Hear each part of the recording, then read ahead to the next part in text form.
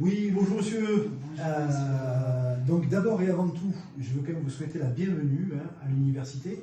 Donc si j'ai bien compris, vous avez un certain nombre de questions oui, pour votre intégration à l'université. exactement. Très bien, je vous écoute. En fait, je suis étudiant étranger, je viens du Koweït. Mhm. Et comme vous le savez, en fait, il y a un accord entre vous et l'Euro culturel de Koweït à Paris. En fait, je suis étudiant en LA. D'accord.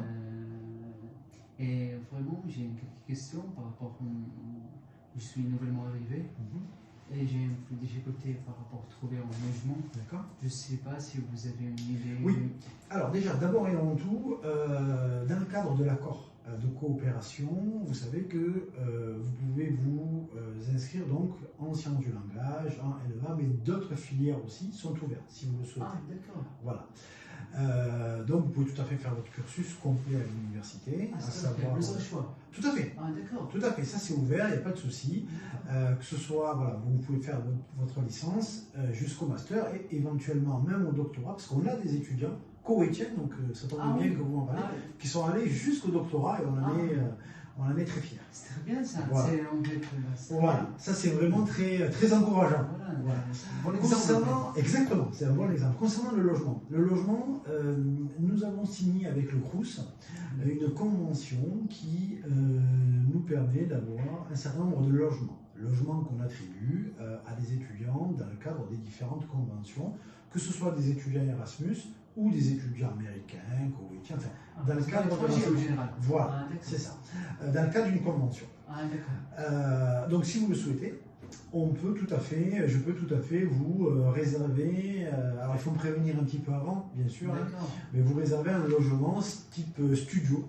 D'accord, oui. Donc c'est ou à la cité universitaire Verbois, ou à Juste à côté là. qui est juste à côté. Ah oui. Voilà, vous êtes exactement, voilà, vous êtes sur le site pratiquement. Oui, mais j'ai fait le tour un peu, à on va l'université. recoupler un peu. Oui, bien sûr, bien sûr. Alors ça, je vous encourage à le faire, ça c'est très important. Alors il y a le tramway qui amène un peu partout, Ah, donc ça c'est très bien.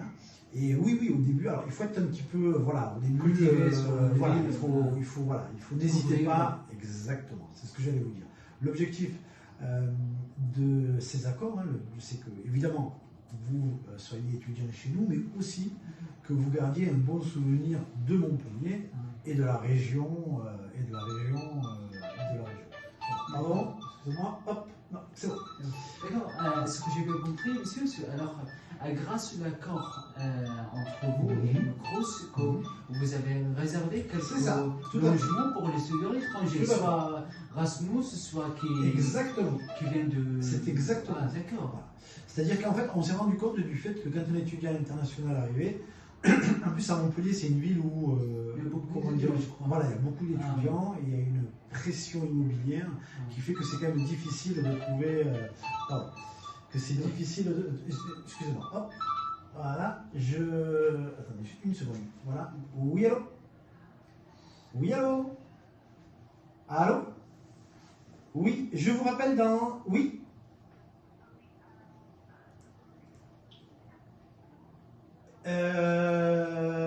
Est-ce que je peux te rappeler dans quelques minutes? Voilà, à tout de suite. Pardon, excusez-moi. Oui, alors. En fait, ce que j'ai compris, il y a des places de logement réservées. C'est ça, tout à fait, exactement. Alors il y a des étudiants qui nouvellement arrivés, qui racontent des difficultés ou. Voilà, c'est ça. Nous, on est ici à la direction des relations internationales, le point de contact. C'est un étudiant. Voilà. Alors toujours pareil, il faut que ce soit dans le cadre d'un accord, de coopération. Mais forcément dans le cadre d'un accord. Oui, il faut que ce soit dans le cadre d'un accord de coopération entre l'université et une autre université ou une autre établissement. D'accord. Et comme en fait, je parlais avec des amis en fait qui nous ont dit, Montpellier, il y a beaucoup d'étudiants et surtout il y a une difficulté, vraiment une grande difficulté de trouver un logement. Oui, c'est très difficile. C'est vrai. Ça je suis tout à fait d'accord. Effectivement, le logement à Montpellier, c'est une ville étudiante, Montpellier. Donc oui, alors le Crous fait d'énormes efforts pour essayer de trouver des solutions un petit peu Pour les étudiants qui n'arrivent pas. Pour les étudiants, oui, oui, tout à fait. Mais oui, très clairement, il y a une pression importante sur le niveau. D'accord. Je vous pose une question en fait un peu scolaire. Parce que en fait, mon inscription scolaire, mon inscription pédagogique en fait, j'ai vraiment, j'arrive pas tout à fait en fait. D'accord, je comprends. L'inscription. C'est vrai qu'au début, c'est pas simple. Oui. Voilà. À partir du moment où vous avez votre inscription administrative, hein, en gros votre carte d'étudiant, vous devez ce qu'on appelle ouvrir votre espace numérique de travail, ouvrir l'ENT. Ah d'accord, pour que je puisse accéder. C'est exactement ça. À partir du moment où vous avez ouvert votre ENT, vous avez l'icône pour faire son inscription pédagogique. Et donc là, c'est des choix, tout simplement. Alors les options, c'est des choix, puis vous avez le bloc qui n'est pas un choix. Et de toute façon, si vous rencontrez une difficulté, hein, alors normalement, c'est assez facile à faire. Mais si vous n'y arrivez pas, ou s'il y a des choses que vous ne comprenez pas, vous n'hésitez pas à passer, puis on est là pour vous renseigner. Ah, d'accord. Bien sûr. Gentil. Voilà. En fait, oui, en fait j'ai une difficulté en fait, par l'option de sport en fait. Alors, je m'inscris en fait, mais il y avait un problème de place en fait. Il n'y avait aucune place. Alors, ça dépend. Pour le sport, alors évidemment. C'est en particulier, je crois. Voilà, alors, tous les étudiants veulent faire du sport. Voilà, ouais. Et ça c'est normal. Et ça c'est très bien. Pour le sport, en règle générale, on est vraiment en contact rapproché avec les services, enfin, le service qui est en charge des activités sportives à l'université. En règle générale, les solutions sont trouvées. Voilà.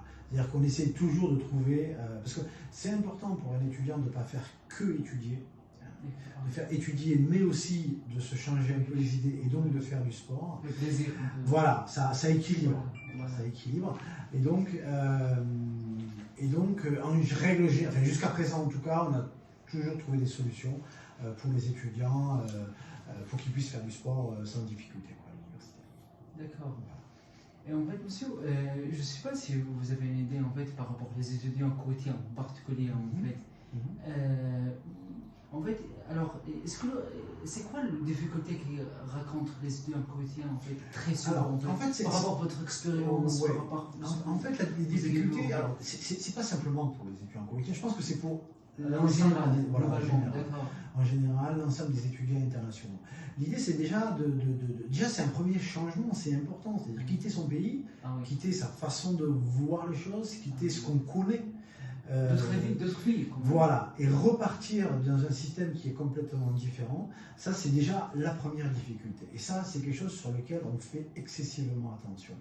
Parce que c'est pas facile, vous êtes jeune, et vous, c'est une nouvelle aventure. Une nouvelle langue, surtout. Exactement, souvent une nouvelle langue. Donc il y a parfois une difficulté d'adaptation. C'est-à-dire, alors, l'université met en place un certain nombre des journées de panique, par exemple, ou des journées d'accompagnement pour les étudiants. Mais c'est vrai que les étudiants internationaux ont cette spécificité où la difficulté peut parfois être un petit peu plus grande parce qu'ils découvrent un monde complètement différent. Nouvelles choses. Donc, de nouvelles choses, exactement. Et donc, voilà, sur les premiers mois,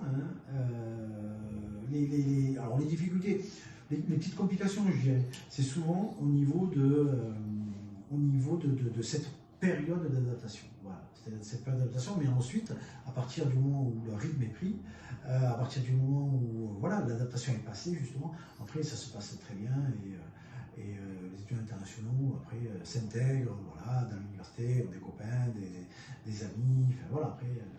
Mais voilà, c'est un nouveau monde et donc il y a toujours cette petite période d'un mois et demi pour découvrir tout ça. D'accord. Je vais poser une question un peu particulière. Mais je vous en prie, on est là pour ça. En fait, est-ce que vous m'expliquez en fait votre relation avec Bureau culturel de Koweït? Comment il est venu en fait? Comment il est existé? Alors, quel est le premier point que vous êtes d'accord ensemble? Alors, l'idée, c'est que. En fait, alors, là, c'est un peu. Voilà, là aussi, c'est un peu. J'ai prévu avant que vos questions, en fait. D'accord. Non, là, l'idée, c'est que l'objectif, en fait, l'objectif, c'est que le français puisse être parlé, que la culture française puisse être comprise et connue un petit peu partout. Pour le Moyen-Orient, en règle générale, comme vous le savez, c'est très anglophone. Voilà. Exactement. Et on a découvert, mais ça c'est une convention qui date depuis des années maintenant, qu'il y avait au Koweït des étudiants qui étaient, mais pas qu'au Koweït, il y a aussi en Arabie Saoudite, au Qatar, à Oman, qui étaient intéressés par le français. Donc à partir de là, nous retenir le résultat de France. C'est ça.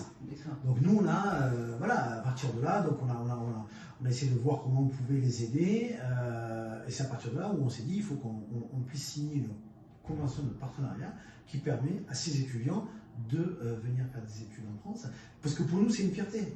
Dans un océan anglais, il y a quelques étudiants qui aiment le français et qui veulent parler le français.